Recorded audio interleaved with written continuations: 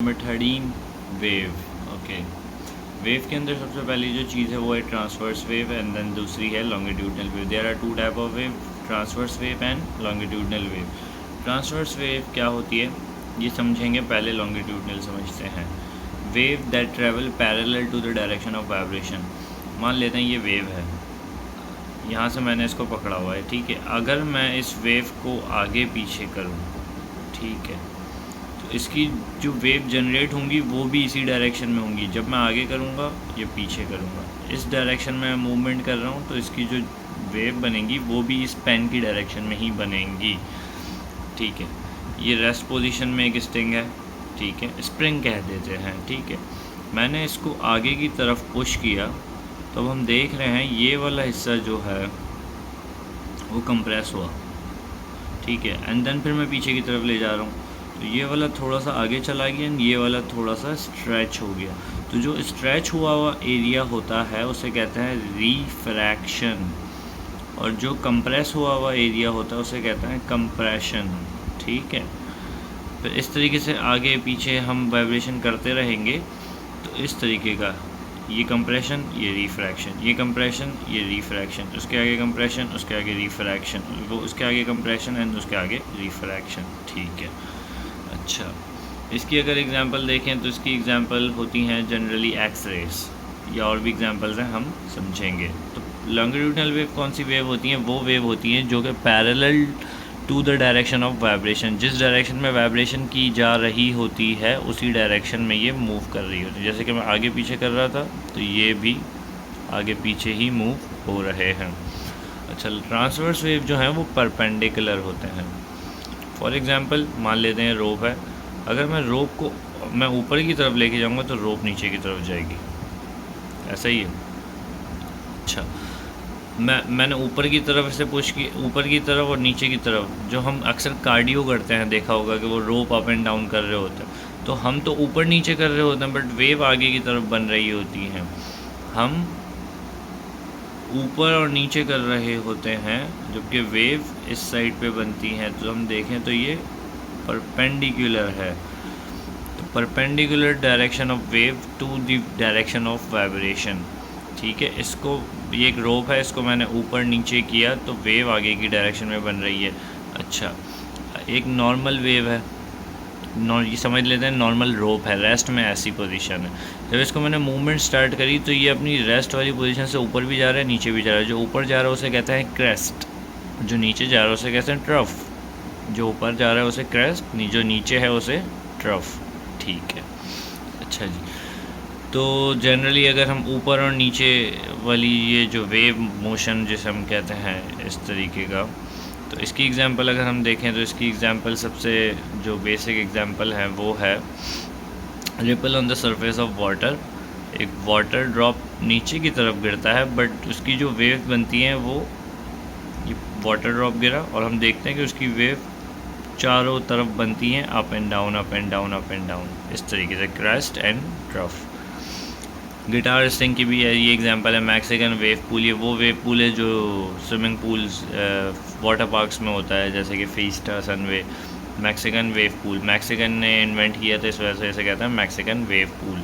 अच्छा, और अगर लॉन्गिट्यूडनल यानी कि parallel to the direction of vibration, तो ये कौन सी वेव्स होती हैं? इसकी एग्जांपल हैं sound wave, ultrasound wave, clapping, speaking on the mic या ड्रम, ठीक है। इसमें से दो भी याद हो जाएंगे तो सही है। ये ट्रांसवर्स की थी, ये लॉन्गिट्यूडनल की थी। अब इसकी एग्जांपल लेते हैं हम, किसकी? ट्रांसवर्स की, डिटेल में। मान लेते हैं कि अगर ये एक रोप है, ठीक है, ये एक सिंपल वेव है जो जिसकी कोई डायरेक्शन नहीं है, मूवमेंट नहीं हो रही इस वेव की, तो ये रेस्ट पोजीशन में है। अब मैंने इसकी मूवमेंट करवाई तो ये up and down, up and down हो रहा है, ठीक है। एक साइकिल यहाँ से शुरू हो रहा है, नीचे जाएगा, देन ऊपर आएगा और यहाँ पे आके एक साइकिल कंप्लीट हो रहा है एंड यहाँ पे दूसरा साइकिल कंप्लीट हो रहा है, ऐसा ही है। तो एक साइकिल कंप्लीट, यहाँ से साइकिल स्टार्ट हुआ और यहाँ पे एंड हो रहा है। तो साइकिल कंप्लीट होने के लिए अगर हम देखें तो बीच वाली जो लाइन है यानी कि रेस्ट वाली, उस रेस्ट लाइन से ये एक मरतबा क्रॉस हुआ एंड देन दूसरी मरतबा जब आएगा तो, यानी कि एक मरतबा पूरा ट्रफ हो के आएगा, एक मरतबा पूरा क्रेस्ट, ठीक है। एम्पलीट्यूड क्या होता है?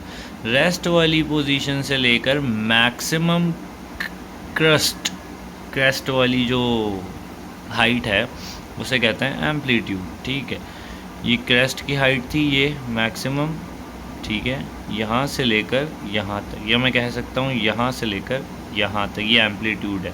तो नीचे वाला क्या होगा? जैसे कि ये यहाँ से लेकर यहाँ तक, ये भी एम्पलीट्यूड है, तो वो भी एम्पलीट्यूड है, ये भी एम्पलीट्यूड है, वो ऊपर की डायरेक्शन में है, तो इस वजह से पॉजिटिव, ये नेगेटिव। नेगेटिव और पॉजिटिव सिर्फ डायरेक्शन बता रहे हैं, होते दोनों सेम ही है, ठीक है। ये जब भी वेव नीचे की तरफ जाएगी तो इनकी फोर्स ऊपर की तरफ होगी। ये फोर्स से इसका कोई लेन देन नहीं है, बस समझने के लिए। अच्छा जी, लैम्डा क्या होता है? लैम्डा डिस्टेंस को कहते हैं। ये जो लैम्डा है, ये लिखूं या डिस्टेंस लिखूं, बात एक ही है। तो डिस्टेंस कैसा distance? The distance between two maximum trough या distance between two maximum crest. यहाँ से लेकर यहाँ तक का डिस्टेंस, ये यहाँ से लेकर यहाँ तक का डिस्टेंस, ये यहाँ से लेकर यहाँ तक का डिस्टेंस, इसे कहते हैं लैम्डा, यानी कि डिस्टेंस।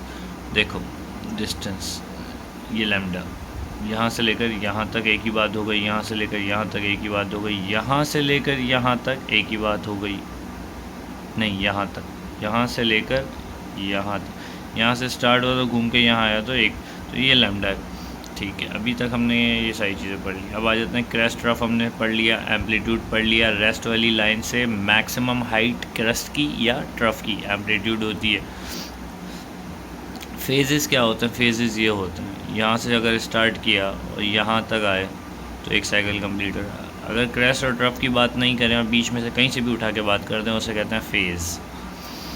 वेवलेंथ डिस्टेंस को कहते हैं, हमें पता चल गया। वेवलेंथ, लेंथ आ रहा है ना, तो डिस्टेंस है, उसका यूनिट भी मीटर होगा। फ्रीक्वेंसी क्या होती है? फ्रीक्वेंसी हमें पता है, फ्रीक्वेंसी होती है कि एक सेकंड के अंदर, ओके, फ्रीक्वेंसी क्या है?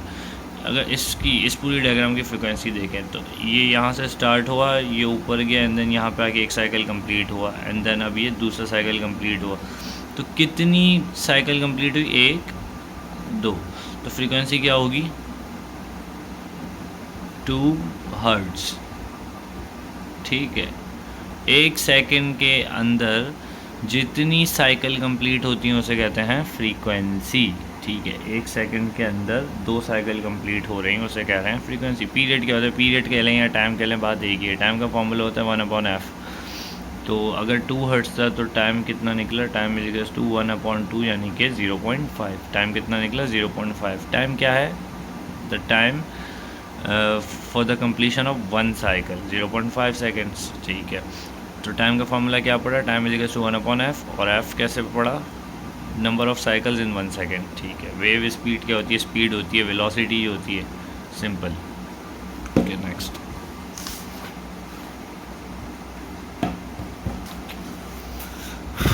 वेलोसिटी का फॉर्मूला क्या होता है? Distance upon time. बट इस वेव वाले चैप्टर में डिस्टेंस को हम वेव लेंथ कहते हैं, तो लैम्डा अपॉन टाइम, ठीक है।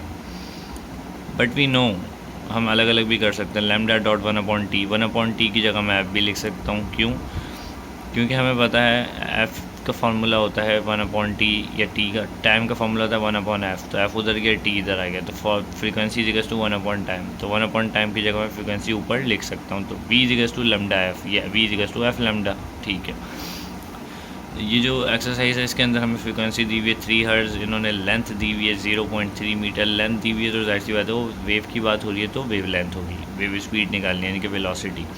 Velocity is equals to f lambda, v is equals to f lambda, v is equals to f lambda. f को लैम्डा से मल्टीप्लाई किया, हमारे पास आ जाएगी वेलोसिटी। वेलोसिटी का यूनिट होता है मीटर पर सेकेंड, ठीक है। ये हो गई कंप्लीट।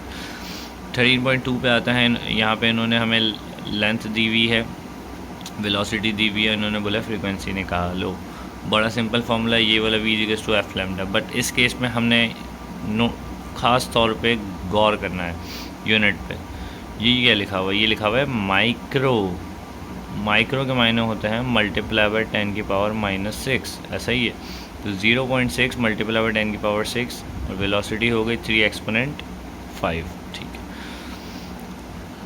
ओके, तो v equals to F lambda हमें एफ निकालना है, तो लैम्डा वहाँ जाके डिवाइड होगा। वेलोसिटी कितनी है 3 एक्सपोनेंट 5, ठीक है लिख दी। नीचे अपॉन में लैम्डा लिख दिया, 0.6 एक्सपोनेंट -6 डिवाइड किया, ये आंसर आ गया। फ्रीक्वेंसी का यूनिट होता है हर्ट्स, हमने लिख दिया, ठीक है। अब आ जाते हैं इलेक्ट्रोमैग्नेटिज्म, ये भी रेज हैं, ठीक है। इनको डिवाइड किया गया है। मैक्स सबसे पहले गामा है, सबसे लास्ट रेडियो है। गामा के अंदर 2 आती हैं, एक्सरे के अंदर 2 आती हैं, यूवी के अंदर 2 आती हैं। विजिबल लाइट जो होती है ये सारी रेज़ हैं, सारी रेज़ हैं, मगर हमें कुछ रेज़ दिखती हैं। जो रेज़ हमें दिखती हैं नेकेड आई से उसे कहते हैं विजिबल रे, जिसे लाइट कहते हैं, जिसे हम स्पेक्ट्रम भी कह सकते हैं, ठीक है। रेज़ तो बहुत तरीके की होती हैं, हमें एक तरीके की दिखती है जिसे हम लाइट कहते हैं, वाइट लाइट, ग्रीन लाइट, ठीक है, ये रेड, वॉयलेट, इंडिगो, इसे, ठीक है। और ये सारी 7 की 7 कंबाइन हो जाए तो वाइट बन जाती हैं। तो सबसे मैक्सिमम, अच्छा मेरी एक बात सुनो, ये वेव है, ठीक है। 1 सेकंड में अगर 1 साइकिल कंप्लीट हो रहा है तो जाहिर सी बात है इसकी जो वेव लेंथ है वो ज़्यादा होगी, और इन वेव लेंथ ज़्यादा होगी और स्पीड कम होगी। ऐसा ही है ना, स्पीड कम होगी और वेवलेंथ ज़्यादा होगी। तो जब भी वेवलेंथ ज़्यादा होती है स्पीड कम होती है। यहाँ पे देखो गामा की जो डिस्टेंस है, वेवलेंथ है, वो बहुत कम है, बहुत कम है, तो वेलोसिटी बहुत ज़्यादा होगी। तो गामा की जो वेवलेंथ है वो बहुत कम है, लेंथ कम है 1 साइकिल की 1 सेकंड के अंदर, तो यानी कि इसकी स्पीड बहुत ज़्यादा होगी। और इधर देखें, यहाँ पे लेंथ है बहुत कम, यहाँ पे लेंथ है बहुत ज़्यादा, 10 एक्सपोनेंट 8, सॉरी एक्सपोनेंट की पावर 10 की पावर 8। यहाँ पे लेंथ बहुत कम है, यहाँ पे लेंथ बहुत ज़्यादा है। तो यहाँ पे लेंथ बहुत ज़्यादा है तो स्पीड कम होगी, यहाँ पे लेंथ बहुत कम है तो स्पीड ज़्यादा होगी। विजिबल लाइट बीच में आता है। अच्छा, सबसे बड़ा अगर पार्टीशन देखें तो रेडियो वेव्स का है। इसके अंदर 7 तरीके की रेज होती हैं, बहुत तरीके की होती हैं, इधर हमने 7 समझनी है। विजिबल लाइट क्या होती है? विजिबल लाइट वो लाइट होती है जो कि हमें नेकेड आई से दिख जाती है, जो कि नॉर्मल वाली होती है, जिसकी स्पीड क्या होती है 3 एक्सपोनेंट 8। बड़ा कॉमन है, ये सबको याद होना चाहिए। 3 एक्सपोनेंट क्या, 3 के साथ 80 मीटर पर सेकंड। अच्छा, इस दुनिया में जितनी भी लाइट होती हैं उन सब की स्पीड क्या होती है 3 एक्सपोनेंट 8। अच्छा, कहाँ पे मीडियम क्या होना चाहिए? मीडियम होना चाहिए वैक्यूम। लाइट रेस का जो वैक्यूम होता है वो हवा होती है, नॉर्मल एनवायरनमेंट होता है। पानी के अंदर स्लो हो जाएगी, मीडियम के अंदर स्लो हो जाएगी। अगर वैक्यूम की बात करें, जैसे कि नॉर्मल हवा, एनवायरनमेंट, एटमॉस्फेयर, सोलर, स्पेस, वहाँ पे 3 एक्सपोनेंट 8 होती है। और दूसरे मीडियम जहाँ पे डेंसिटी ज़्यादा है एयर के मुकाबले में, वहाँ पे स्लो हो जाती है। अच्छा जी, रेडियो वेव्स का हमने देखा कि रेडियो वेव्स का पार्टीशन सबसे बड़ा है, ठीक है। तो रेडियो वेव्स के अंदर बहुत सारी आ जाती हैं, जैसे कि बड़ा आसान है, ultra high, very high, short, medium, long, ठीक है। 5 तरीके की, ultra high, very high, short wave, short radio wave, medium radio wave और लॉन्ग रेडियो वेव। हमें पता है कि इसके क्या मायने होते हैं, एक्सपोनेंट की पावर -6। तो अगर m आ गया तो एक्सपोनेंट की पावर -3, n आ गया तो एक्सपोनेंट की पावर -9, और अगर p बना हुआ आ गया तो एक्सपोनेंट की पावर -12। ये एक नई चीज़ हमने आज पढ़ी। ये होता है -3, ये होता है -6, ये होता है -9 और ये होता है -12, ठीक है, जो कि ये है। अच्छा जी, प्रॉपर्टीज़ ऑफ इलेक्ट्रोमैग्नेटिक वेव्स। क्या प्रॉपर्टीज़ हैं? पहली चीज़ तो ट्रांसवर्स होती हैं ये, जैसे कि हमने ऊपर नीचे क्रस्ट होता है और ट्रफ होता है, ठीक है। एम्पलीट्यूड होगा, वेवलेंथ होगी, स्पीड होगी, डिस्टेंस होगा, फ्रीक्वेंसी होगी, टाइम होगा, ठीक है, वेव स्पीड होगी। तो ये ट्रांसवर्स वेव होती हैं सारी इलेक्ट्रोमैग्नेटिक वेव, ये सारी इलेक्ट्रोमैग्नेटिक हैं। Gamma, X ray, ultraviolet, visible, infrared, microwave और रेडियो वेव। अच्छा, तो बात सारी इतनी है, जिसकी स्पीड जितनी ज़्यादा होगी वो उतना नुकसानदेह है। वेलोसिटी क्या होती है? इसमें से कोई भी उठा लो, कहीं की भी उठा लो, उसकी स्पीड क्या निकलेगी 3 एक्सपोनेंट 8 वैक्यूम में, और ये स्लो हो जाती है in other medium. For example water या कोई भी लिक्विड या कोई भी सॉलिड, ठीक है। अच्छा, ये जो रेज़ होती हैं ये इमिटेड भी होती हैं, एब्जॉर्ब भी होती हैं बाय मैटर। यही वजह है कि हम जब एक्सरे करवाने जाते हैं तो एक इंसान अपनी ज़िंदगी में 50 एक्सरेस करवा सकता है, क्योंकि हमारी बॉडी उसे एब्जॉर्ब कर रही होती है, जो कि नुकसानदेह है, और हमारे सेल डेड होना शुरू होते हैं। तो अगर मैं एक रे जा रही है, इस सेल फ़ोन के अंदर से जा रही है, तो इस सेल फ़ोन थोड़ी सी एब्जॉर्ब करेगा, हो सकता है एमिट भी करे। ट्रैवल फ्रॉम द मैटर, ये हमने बोला बाईपास करती है, अंदर से जाएगी। अगर हाथ का एक्सरे करवा रहे हैं तो हमारे मसल्स के अंदर से ये बाईपास हो जाएगी, और नो चार्ज, यानी कि इलेक्ट्रोमैग्नेटिक वेव कोई भी चार्ज कैरी नहीं करती। ओके, ये चैप्टर ख़त्म। चैप्टर नंबर 14 में आए तो इसके अंदर लाइट के बारे में बात हो रही है। वेट,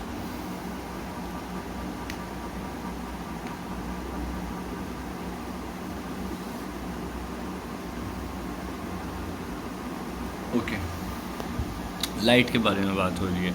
लाइट क्या है? Light is a form of energy. कौन सी एनर्जी? Electromagnetic spectrum. ये जो हमने पीछे पढ़ा था, ये सब लाइट ही है। इसमें से अगर इस वाले की बात कर लूँ तो इसकी बात करेंगे विजिबल लाइट की हम इस चैप्टर में। Light is a form of energy जो कि ट्रैवल करती है इन स्ट्रेट लाइन, और स्ट्रेट लाइन में अगर लाइट ट्रैवल कर रही है तो उसे कहते हैं रे या रेज, ठीक है। और ये इलेक्ट्रोमैग्नेटिक स्पेक्ट्रम का ही एक पार्ट है जो कि विजिबल लाइट है। एक सन की अगर बात करें, ठीक है, सन अपनी रेज, सन की लाइट ट्रैवल कर रही है, लाइट ट्रैवल करती है लाइट ट्रैवल करती है इन स्ट्रेट लाइन, और उस स्ट्रेट लाइन को कहते हैं रे, ठीक है। नाउ बीम क्या होता है? बहुत सारी स्ट्रेट लाइन या बहुत सारी रेज का कम्बिनेशन बीम होती है। यही वजह है कि जब गाड़ी में हाई बीम लो बीम होती है ना आगे हेडलाइट में, तो हेडलाइट में जब हम उसकी पावर इंक्रीज़ करते हैं तो बहुत सारी रेज एक साथ निकलती हैं, जिसकी वजह से ब्राइट हो जाती है स्क्रीन। वो जो लाइट है, वो जो बल्ब है, वो जो फिलामेंट है, वो बहुत ब्राइट हो जाता है, तो उसके अंदर से बहुत सारी लाइट निकलती है, तो उसे कहते हैं हाई बीम, यानी कि बहुत सारी रेज का एक साथ मजमुआ, ठीक है। और रेज हमें पता है कि ट्रैवल इन स्ट्रेट लाइन, जिसे हम क्या कहते हैं? रेस कहते हैं। ओके, ना अगर लाइट की ही हम बात करें तो लाइट ट्रैवल करती है, लाइट 3 तरीके से मर्ज होती है। पहली तो पैरेलल अगर जाएगी तो वो स्ट्रेट जाएगी, कहीं भी कोलैप्स या कोलाइड नहीं करेगी पूरी ज़िंदगी, ठीक है। दूसरी कन्वर्जिंग एंड तीसरी डाइवर्जिंग। कन्वर्जिंग वो होती है जो आपस में आके मिल रहे होते हैं, जैसे कि एक रे यूँ आई, दूसरी रे यूँ आई, तीसरी रे इस तरीके से आई, और ये आके एक पॉइंट पे मिल गए, तो जिस पॉइंट पे मिलेंगे यहाँ पे ज़्यादा ब्राइटनेस होगी, ठीक है, ये इधर बना दिया। डाइवर्जिंग क्या होती है? एक पॉइंट पे आके सारी लाइट टकराई तो थी, मगर अब ये अलग भी होंगी, जाहिर सी बात है। तो अलग होते वक्त ये ज़्यादातर होता है जब हम कोई कैंडल जलाते हैं और फ्लेम, तो ये लाइट करीब इधर देखेंगे तो इधर हाई बीम है, इधर देखेंगे तो इधर लो बीम है। कैसे? इधर 3 रे थी, इधर 2 रे हैं, तो जितना दूर जाएंगे उतनी बीम कम होगी, तो इसे डाइवर्जिंग कहते हैं, ठीक है। डाइवर्जिंग अलग होती है, एक्सपेंड होती है, और कन्वर्जिंग कंप्रेस होती है, क्लोज होती है। नाउ लुमिनियस और नॉन लुमिनियस ऑब्जेक्ट क्या होते हैं? लुमिनियस ऑब्जेक्ट वो होते हैं जो अपनी खुद की लाइट नहीं बनाते। हाँ, अलबत्ता ये क्या करते हैं कि हो सकता है रिफ्लेक्ट करते हों, जैसे कि ये पेन अपनी लाइट नहीं बना रहा, मगर मुझे दिख रहा है कि ये लाइट रिफ्लेक्ट कर रहा है। यहाँ पे रेड लाइट दिख रही है ना, रेड या ऑरेंज टाइप की, ये बाहर की जो लाइट है वो रिफ्लेक्ट कर रहा है। ये अपनी लाइट नहीं बना रहा मगर फिर भी ब्राइट है। कैसे? कहीं और की लाइट लेके रिफ्लेक्ट कर रहा है, जैसे कि वुड, स्टील और भी बहुत सारे हैं, ठीक है, सेलफोन, प्लास्टिक, रबड़। और नॉन लुमिनियस वो होते हैं, वेट, ये लुमिनियस है और ये नॉन लुमिनियस है। लुमिनियस ऑब्जेक्ट क्या होते हैं? जो अपनी खुद की लाइट इंक बनाते हैं, अपनी रेज जनरेट करते हैं, जैसे कि कैंडल, बल्ब या सन। अच्छा जी, अगर यहाँ से मैं टॉर्च जलाऊँ और एक लाइट की रे पास करवाऊँ, इधर जाऊँ, ठीक है, तो शुरुआत में जो लाइट आ रही होती है किसी भी जगह पे, मान लेते हैं ये पानी की एक सरफेस है, वाटर है, ठीक है, तो ये जो शुरुआत में रे आ रही है इसे कहते हैं इंसिडेंट रे। क्या, कौन सी रे? इंसिडेंट रे, ये लिखा हुआ इंसिडेंट रे। यहाँ पे पानी की लेयर पे टकराएगी एंड देन फिर ये दूसरी तरफ रिफ्लेक्ट होगी, तो उसे कहते हैं रिफ्लेक्टेड रे, ठीक है। नीचे वाली को अभी थोड़ी देर के लिए भूल जाते हैं। ये पानी की सरफेस है, ये लाइट आई यहाँ पे लगी और ये यूं चले जाएगी, और ये जो कहते हैं इसे कहते हैं मीडियम, ये थोड़ा सा बीच में होना चाहिए था, ठीक है। अच्छा, अब ये क्या कह रहे हैं, ये जो एंगल है बराबर होना चाहिए इस एंगल के, यानी कि ये बराबर होगा इसके, जितना एंगल से इंसिडेंट रे आएगी उसी उतने ही एंगल से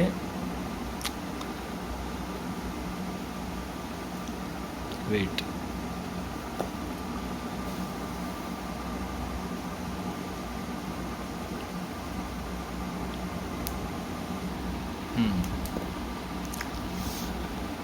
ये क्या कह रहे हैं, कहाँ गई, जितने एंगल से इंसिडेंट रे आ रही है उतने ही एंगल से रिफ्लेक्ट भी होगी। रिफ्लेक्टेड रे का जो एंगल है और इंसिडेंट रे का जो एंगल है वो हमेशा सेम रहेगा। अब रिफ्लेक्शन के दो लॉ हैं। पहले लॉ में तो बड़ा सिंपल है कि रिफ्लेक्टेड रे, इंसिडेंट रे और सरफेस एक जगह पे ज़रूर मिलते हैं। ये इंसिडेंट रे है, ये रिफ्लेक्टेड रे है और ये सरफेस है, इधर ये मिल रहे हैं। ये है फर्स्ट लॉ, ठीक है। सेकंड लॉ क्या है, इंसिडेंट रे का जो एंगल है वो हमेशा बराबर होगा रिफ्लेक्टेड रे के एंगल से, ठीक है। अगर कोई इमेज यूँ, लाइट यूँ आ रही है तो वो यूँ ही जाएगी, जाहिर सी बात है, ओके।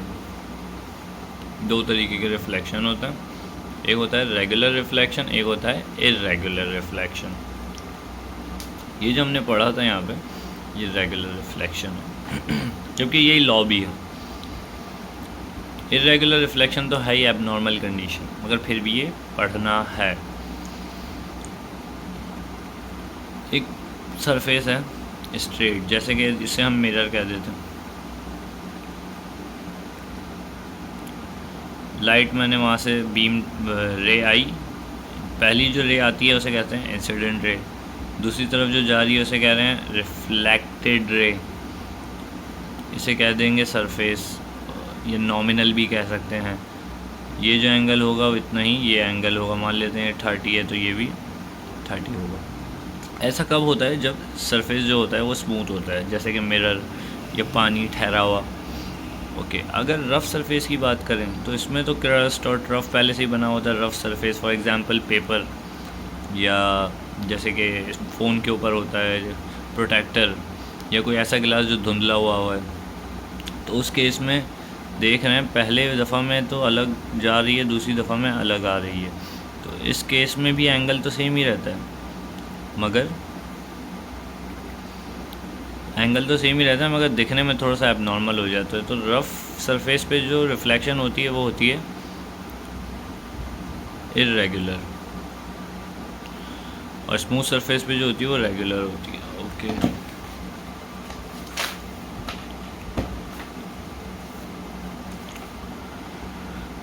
अगर हम प्लेन मिरर की बात करें, ये बीच में जो है ये प्लेन मिरर है। प्लेन मिरर कहते हैं ऐसा प्लेन मिरर है खाली, ठीक है। ओ ऑब्जेक्ट है, ये हमारी आई है। मैं चाहता तो ऑब्जेक्ट की तरफ डायरेक्ट भी देख सकता हूँ, मगर रिफ्लेक्शन क्या होती है अब देखते हैं। ये प्लेन मिरर है, ठीक है। मैं यहाँ से देख रहा हूँ इसमें, एंड देन फिर मुझे यहाँ से यहाँ का डिस्टेंस मिलेगा, ठीक है। मगर इमेज मुझे लगेगा कि सामने की तरफ बन रही है, यानी कि शीशे के अंदर बन रही है। ऐसा है ना, हम देखते हैं कि शीशे से कि कोई बाहर दरवाजे से आ रहा है, तो हमें तो ऐसा ही लगता है कि वो शीशे के अंदर है। इमेज तो शीशे के अंदर बनती है, ऐसा ही है। तो मुझे जो इमेज देखने को मिलती है वो इस साइड पे देखने को मिलती है, जबकि ऑब्जेक्ट इस साइड पे होता है, ऐसा ही है। अच्छा जी, तो अगर मिरर से 3 मीटर के फासले पे ऑब्जेक्ट पड़ा हुआ है तो मुझे प्लेन मिरर सेम डिस्टेंस पे ही वो इमेज दिखाएगा, मगर वो जो इमेज होगी वो होगी इन्वर्टेड, कि अगर यहाँ पे कोई चीज़ राइट पे थी तो वहाँ लेफ़्ट पे आएगी, यहाँ पे लेफ़्ट पे थी तो यहाँ राइट पे आएगी, थोड़ी सी टिल्ट आएगी। ओरिजिनल इमेज नहीं आती, रियल इमेज नहीं आती। रियल इमेज ये है, ये कौन सी है? Inverted image. ठीक है। इस प्लेन मिरर की कुछ एग्जांपल, पहला ऑप्टिकल टेस्टिंग।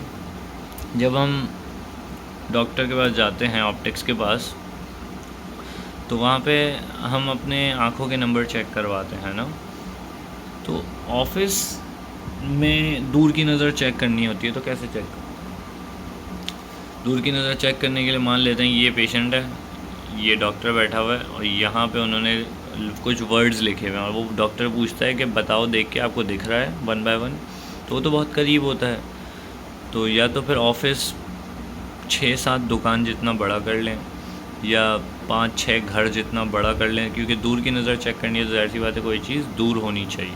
तो उन्होंने क्या किया, उन्होंने पेशेंट को इधर बिठा दिया, इधर एक मिरर लगा दिया, प्लेन मिरर, और यहाँ पे उन्होंने वर्ड्स लिख दिए। तो यहाँ का डिस्टेंस और यहाँ का डिस्टेंस पेशेंट को लगता है, पेशेंट के लिए वो ये जो ऑब्जेक्ट है ये इतना दूर है, तो ये इमेज बन गई, ये ऑब्जेक्ट है। इमेज उसको लगता है इतना दूर है, जबकि वो इन्वर्टेड इमेज होती है। ठीक है। इसी तरीके से मान लेते हैं ये प्लेन मिरर है और ये भी प्लेन मिरर है और यहाँ ऑब्जेक्ट है, तो ये 2 मरतबा रिफ्लेक्ट कर रहा है, तो ये अब इमेज यहाँ बन जाएगी इतनी दूर। ठीक है। इस वजह से ऐसे ही दूर की नज़र चेक होती है। इसकी दूसरी पेरिस्कोप, यहाँ से हम देख रहे हैं, यहाँ है ऑब्जेक्ट की रेज आएंगी, यहाँ पे प्लेन मिरर पे लगेंगी, रिफ्लेक्ट होंगी, नीचे आएंगी, यहाँ लगेंगी एंड देन स्ट्रेट आएंगी, तो हमें बिल्कुल वही इमेज दिखेगी जो ऊपर ऑब्जेक्ट की थी, बट ये जो इमेज होगी वो इन्वर्टेड होगी। ब्लाइंड कॉर्नर, एक रोड है जहाँ पे दिखता नहीं है कि यहाँ से कौन सी गाड़ी आ रही है, तो वहाँ पे मिरर लगा दिए जाते हैं, इसकी लाइट इसमें आएगी, देन वो इधर रिफ्लेक्ट होगी, हमें पता चल जाएगा कोई आ रहा है।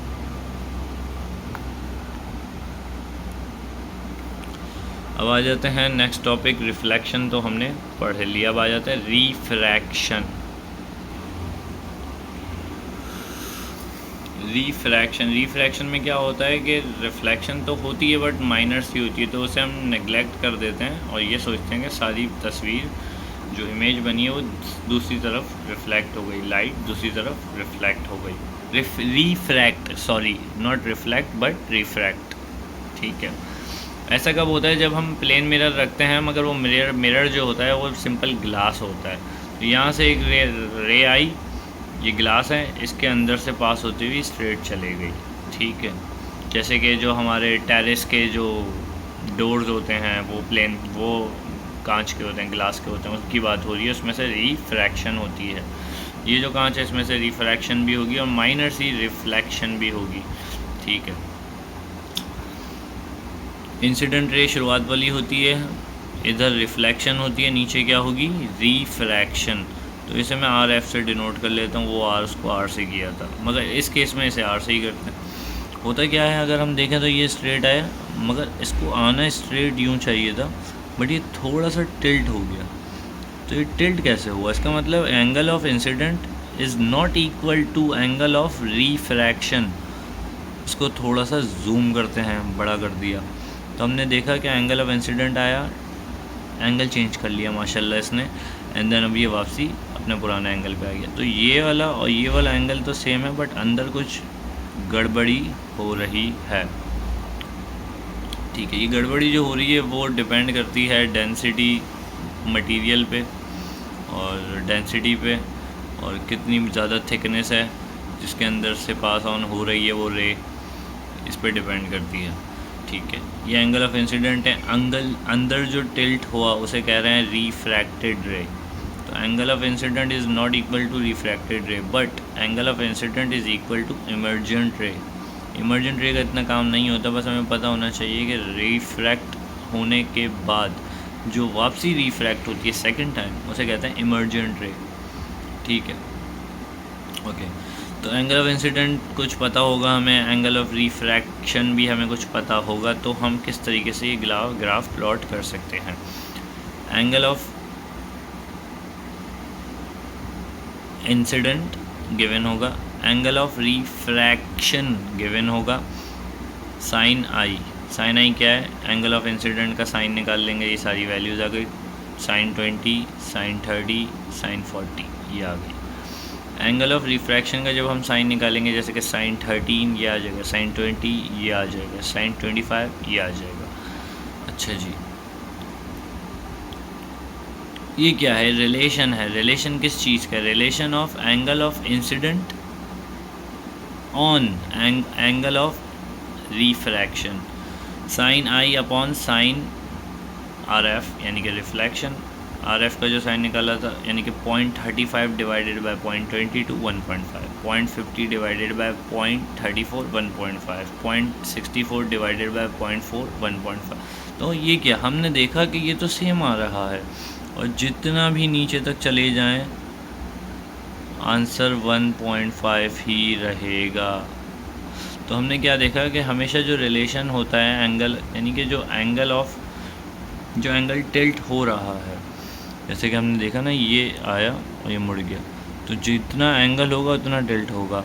ये फिक्स है, ये जो रिलेशन है इनका ये फिक्स है, डिफाइंड है। ऐसा नहीं है कि ये कभी अपनी मर्ज़ी से ज़्यादा मुड़ जाएगा, कभी कम मुड़ेगा, नहीं, ये फिक्स है, रिलेशन फिक्स है। ठीक है, रिलेशन को एन से भी डिनोट हम कर देते हैं, जिसे हम आगे पढ़ते हैं क्या आप कहेंगे डिटेल में। अच्छा जी, आई क्या होता है, एंगल ऑफ इंसिडेंट।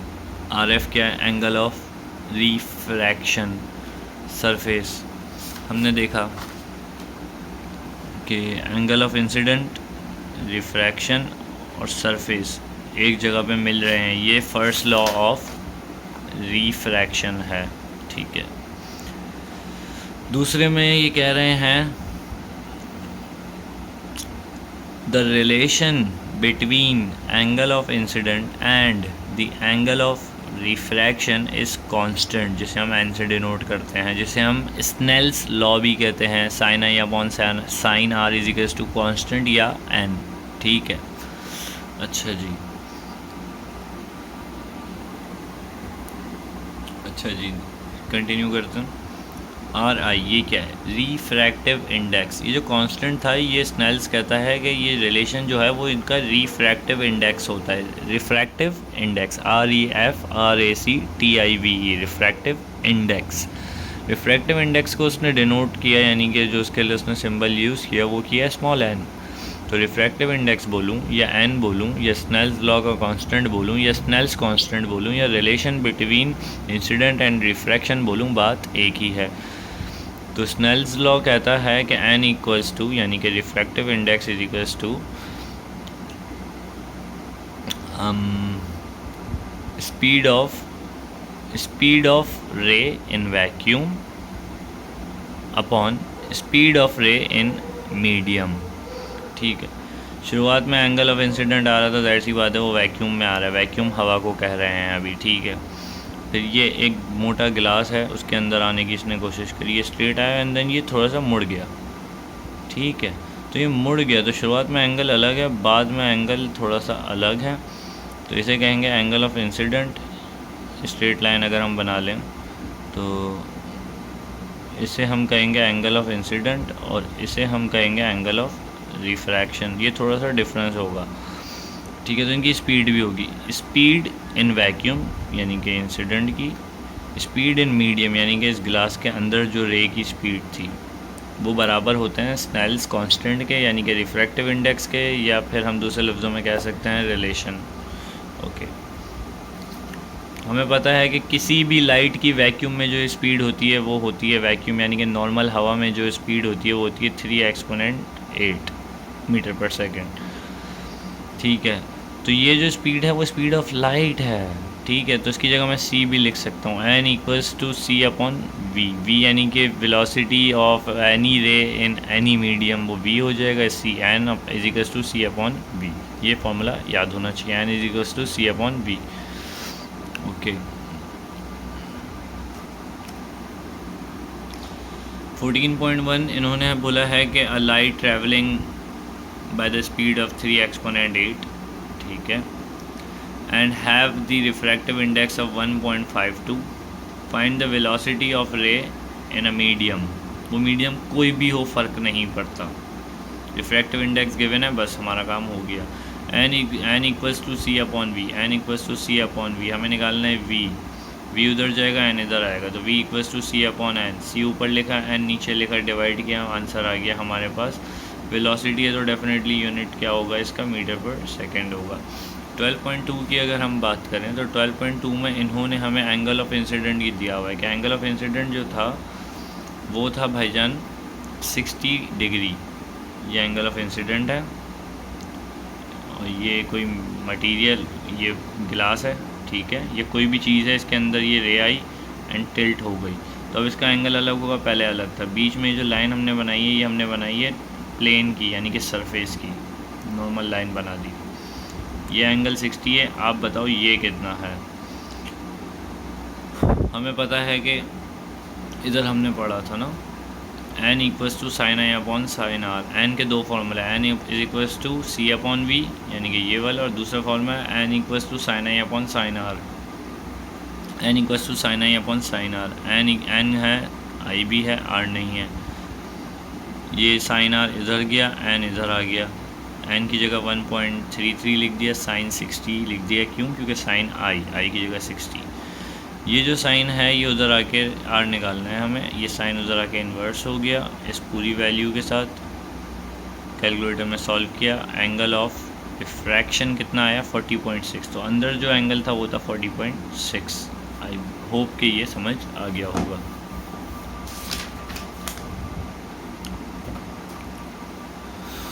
ओके, ये बस समझाने के लिए है,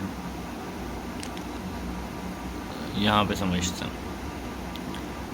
एंगल ऑफ इंसिडेंट आया, रिफ्रैक्शन हुआ, थोड़ा सा टिल्ट हुआ, स्ट्रेट लाइन नहीं जा रही, जबकि इसको जानी चाहिए थी स्ट्रेट, मगर ये नहीं जा रही क्योंकि मीडियम है, ये रिफ्रैक्ट हुआ।